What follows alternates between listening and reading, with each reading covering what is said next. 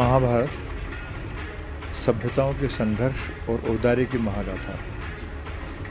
तो अक्सर हमने महाभारत को केवल युद्ध के संदर्भ में ही देखा और देखने की कोशिश की और समझाने की कोशिश की, और उसका ही परिणाम और दुष्परिणाम है कि सामान्यतः घरों में महाभारत का संग्रह संकलन नहीं होता है, रखने जाती भाई महाभारत हो जाएगी, लेकिन उसके कारण हमने इतना खोया है उसके बारे में हमको नहीं पता। तो एक कि महाभारत के माध्यम से हम भारतीय होने का, मानवीय होने का अर्थ खोजने की कोशिश भी है, क्योंकि जैसे महाभारत जैसा जो विश्व युद्ध है, जो दुनिया में पहला और आखिरी है, उसके बाद कोई विश्व युद्ध वैसा नहीं हुआ।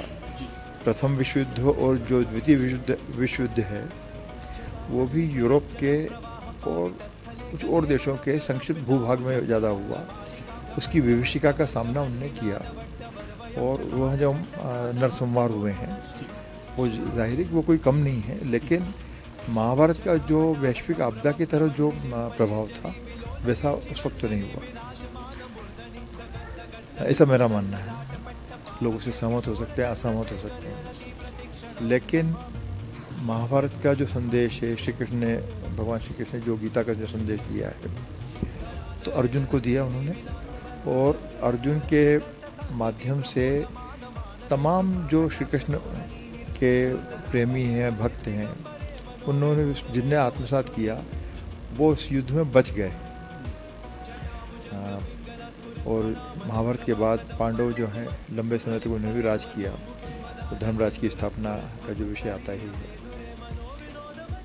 और जिन्होंने नहीं सुना, नहीं माना, वो सब के सब जो हैं काल के गर्त में गायब हो गए। ऐसा ही जो श्री कृष्ण का संदेश जिनने नहीं सुना दुनिया में भी, चाहे वो प्रथम विश्व युद्ध का विषय हो, द्वितीय विश्व युद्ध का विषय हो, या रोम साम्राज्य हो, असीरिया हो, बेबीलोन हो, ऐसे इंका कल्चर हो, माया कल्चर है, और भी जो सभ्यताएँ जो नष्ट हुई हैं, तो वो सब भी जो हैं, जो शांति का संदेश है, मानवीयता का संदेश है और सभ्यता का जो संदेश है, उसको जिनने नहीं सुना वो सब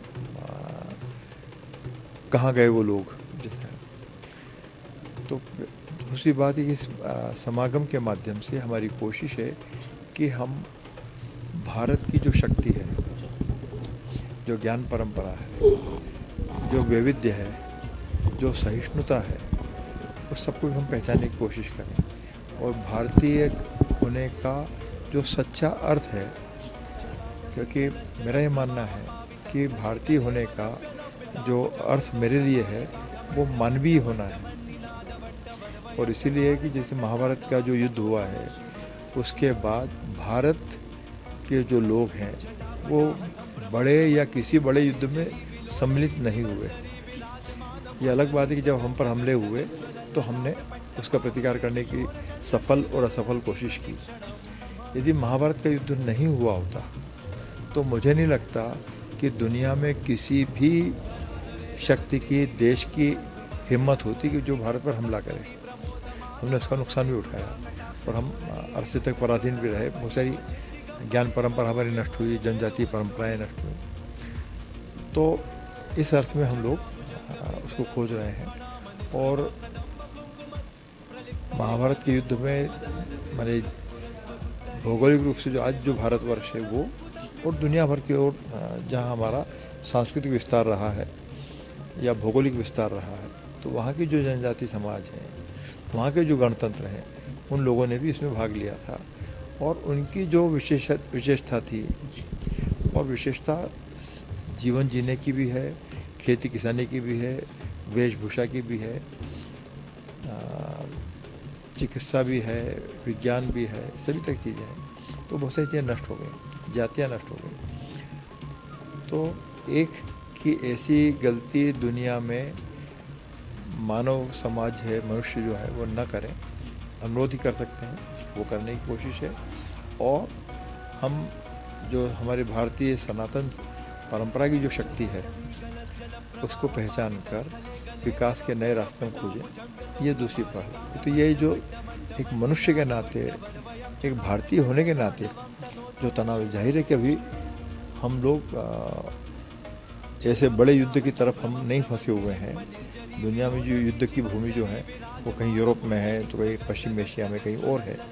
लेकिन जो एक भारतीय मनुष्यों के होने के नाते, नागरिक होने के नाते, कि जो विश्व बंधुत्व का जो भाव है, जो माननीय प्रधानमंत्री भी कहते हैं, तो या मुख्यमंत्री भी कहते हैं, तो ये हमारे चिंता का विषय था।